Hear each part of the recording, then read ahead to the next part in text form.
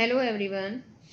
आज हम 7वीं कक्षा की उड़ान कार्य पुस्तिका का राजनीतिक शास्त्र विषय का पाठ 10 समानता के लिए संघर्ष में दिए गए कार्यपत्रक को हल करना सीखेंगे। सभी बच्चे वीडियो को शुरू से लेकर अंत तक पूरी देखें और अगर आप अभी तक चैनल पर नए हैं तो चैनल को सब्सक्राइब भी कर लें, साथ में दिए बेल आइकन को जरूर प्रेस कर लें। तो देखिए, एक बार शुरुआत करते हैं। यहाँ पर है पाठ 10 समानता के लिए संघर्ष। तो उसमें दिया है कि इतिहास में समानता के लिए अनेक संघर्ष हुए हैं। यह अध्याय ऐसे लोगों के बारे में है जिनके द्वारा असमानता के विरुद्ध अपनी लड़ाई लड़ी थी। और उसका कार्यपत्रक 1 दिया है। और इस कार्यपत्रक 1 में यहाँ है कि ऊपर बनी तालिका के आधार पर नीचे लिखे कथनों पर ठीक या गलत का निशान लगाओ और वाक्यों को सही करके लिखो। तो ऊपर बनी तालिका, यहाँ पर ऊपर कोई तालिका बनाई नहीं गई है, यहाँ पर नीचे तालिका दी गई है। देखिए, यहाँ पर देखिए, ये तालिका दी गई है और ये तालिका जो है वो मैंने आपकी अभ्यास कार्य पुस्तिका से ली है। जो आपकी उड़ान कार्य पुस्तिका में तालिका दे रखी है उसमें थोड़ी मिस्टेक कर रखी है। यहाँ कॉलेज वाली जगह पर संख्या नहीं दर्शाई गई है और यहाँ खेती और नौकरी में भी संख्याएं जो है अलग अलग दर्शाई गई हैं। तो उसके अकॉर्डिंग ही आपको अपनी उड़ान कार्य पुस्तिका में ये ठीक कर लीजिए तालिका। यहाँ कहीं कहीं नहीं, वहाँ कहीं कहीं दे रखा है, यहाँ कहीं नहीं आना है।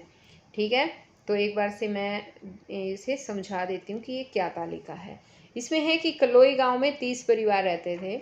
10 परिवार अनुसूचित जाति और 10 अन्य पिछड़े वर्ग और 10 सामान्य जाति के लोगों के थे।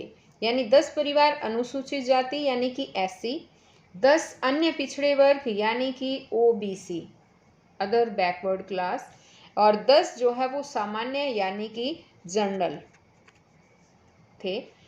नीचे लिखी तालिका में इन परिवारों के बारे में कुछ जानकारी दी गई है। तो यहाँ है कि कलोई गांव के बारे में कुछ जानकारी, कुल परिवार है 30। तो अब एक बार इसकी जानकारी को ध्यान से समझिए कि क्या जानकारी है। यहाँ देखो, जाति यानी कि कुल परिवारों के से संख्या है, अनुसूचित जाति, अन्य पिछड़ा वर्ग और सामान्य जाति। यहाँ पर है पिता की शिक्षा, वो अशिक्षित थे, स्कूल गए हैं या कॉलेज गए हैं। और यहाँ है पिता के आय की स्रोत, मजदूरी करते हैं, खेती या नौकरी। यहाँ बच्चों की पढ़ाई पर क्या है, कहीं नहीं गए, या सरकारी स्कूल में गए या निजी स्कूल में यानी प्राइवेट स्कूल में गए। तो ये है। तो एक बार देखो, ये अनुसूचित जाति का लेते हैं पहले। पिता की शिक्षा, ये 8 अशिक्षित रहे हैं, ये पढ़े नहीं हैं, अनपढ़ रहे हैं और इनमें से 2 ही स्कूल गए हैं 10 में से। पिता की आय का स्रोत क्या था फिर, जब ये पढ़ाई नहीं की इन्होंने तो 8 के 8 मजदूरी की 8 ने, और 2 जो है उन्होंने खेती की है, नौकरी किसी को भी नहीं मिली।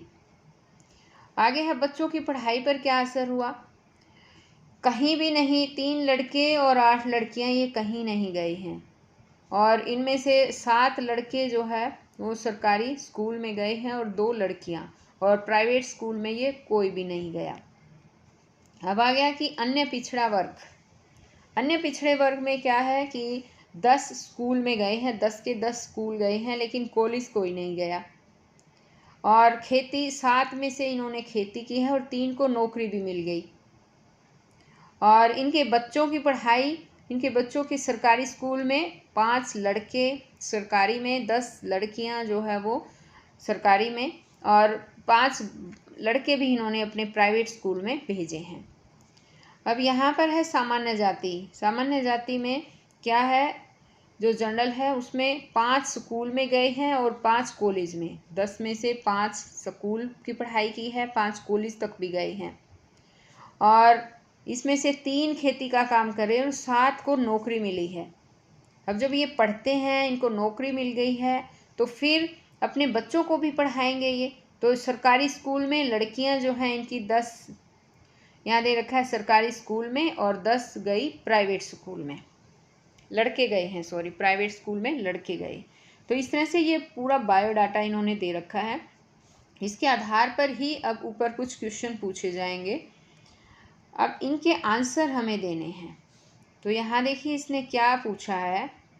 इसने यहाँ पर पूछा है कि ऊपर बनी तालिका के आधार पर नीचे लिखे कथनों पर ठीक या गलत का निशान लगाओ और वाक्यों को सही करके लिखो। तो देखिए एक बार जो सही नहीं है उसको हम सही करेंगे और जो सही है उसको हमें छेड़ने की आवश्यकता नहीं है। यहाँ लिखा है कि केवल सामान्य जाति के परिवारों में पिता ने कॉलेज शिक्षा प्राप्त की है। हाँ, सामान्य में प्राप्त की है। आगे इसमें है कि अनुसूचित जाति के ज़्यादातर परिवारों में पिता अशिक्षित है। हाँ, ये भी सही है, तो हमें ठीक करने की ज़रूरत नहीं है। यहाँ पर टिक करेंगे, यहाँ पर भी टिक कर देंगे। तीनों जातियों के ज़्यादातर परिवारों में पिता की आय का स्रोत खेती है। नहीं, तीनों परिवारों में जो है आय का स्रोत खेती नहीं है। जब हम सही ढंग से देखेंगे तो जो अन्य पिछड़ा वर्ग है उसके परिवार में पिता की आय का स्रोत खेती है ज़्यादातर। ठीक है, अन्य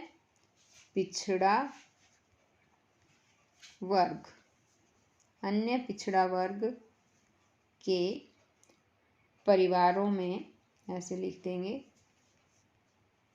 में पिता की आय का स्रोत खेती है, ऐसे लिखेंगे। ठीक, अब इसने आगे कहा है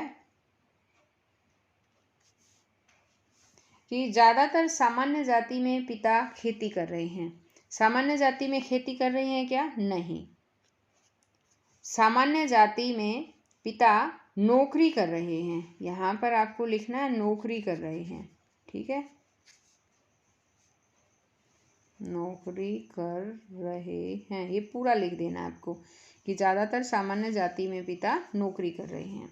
आगे कि सामान्य जाति और अन्य पिछड़े वर्ग के परिवारों से बहुत कम लड़के लड़कियां, यानी ये अधूरा दे दिया है इसने। यहाँ आना था कि बहुत कम लड़के लड़कियां स्कूल जा रही हैं। ठीक है, यहाँ आना था स्कूल जा रही हैं।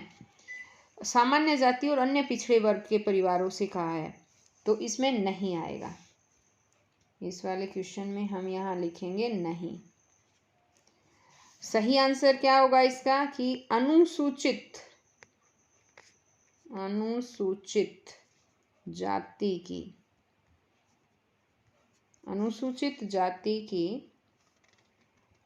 के परिवारों से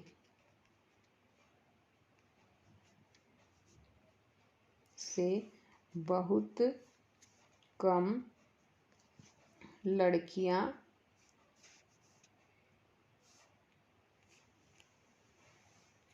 स्कूल जाती हैं, ऐसे लिख देंगे आप। ठीक है, अब आगे है, यहाँ इसने पूछा नेक्स्ट कि तीनों जातियों में से सामान्य जाति के परिवारों में ज़्यादा पिताओं की नौकरी की वजह से एक सुनिश्चित मासिक आय है। सामान्य जाति में लोगों की, हाँ, क्योंकि उन्हें नौकरी मिली है तो नौकरी की एक सुनिश्चित आय जो है, मासिक आय उनके घर आती है सामान्य जाति के परिवारों में। तो यहाँ हाँ लिखेंगे, हम टिक कर देंगे। कोई बच्चा स्कूल जा रहा है केवल इस बात पर निर्भर नहीं है कि वह लड़की है या लड़का, पर इस बात पर भी कि वह कौन सी जाति का है। हाँ, ये इफेक्ट ज़रूर पड़ता है। ये नहीं है कि वो लड़का है या लड़की, लेकिन ये उसकी जाति का इफेक्ट ज़रूर पड़ता है कि वो कौन सी जाति का, तो इसमें हाँ आएगा। अब ये तो पाठ बस यहीं पर ख़त्म हो गया है, और ये आगे मैं आपके लिए और नई वीडियो लेकर आऊँगी, नया टॉपिक लेकर आऊँगी। तो हम फिर मिलते हैं नई वीडियो में, तब तक के लिए बाय।